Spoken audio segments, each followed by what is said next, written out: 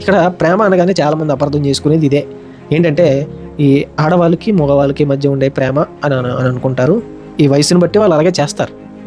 పెళ్లి కాకముందే భార్యాభర్తలు అన్నట్టు వాళ్ళు ఉంటున్నారు.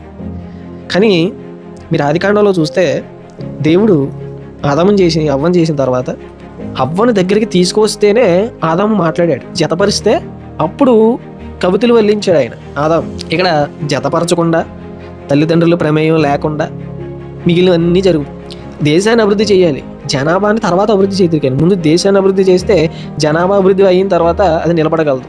చైనా పాపులేషన్ ఎక్కువ, ఇప్పుడు అది విత్స్టాండ్ అవుతుంది. ఎందుకంటే వాళ్ళ దేశాన్ని అలా నిర్మాణించుకున్నారు.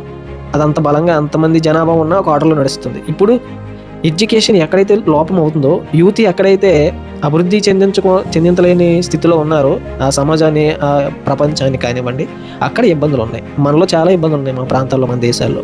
ఎందుకు అంటే అభివృద్ధి లేదు. దాన్ని డెవలప్ చేసే యవనస్తులు అంత బలంగా లేరు.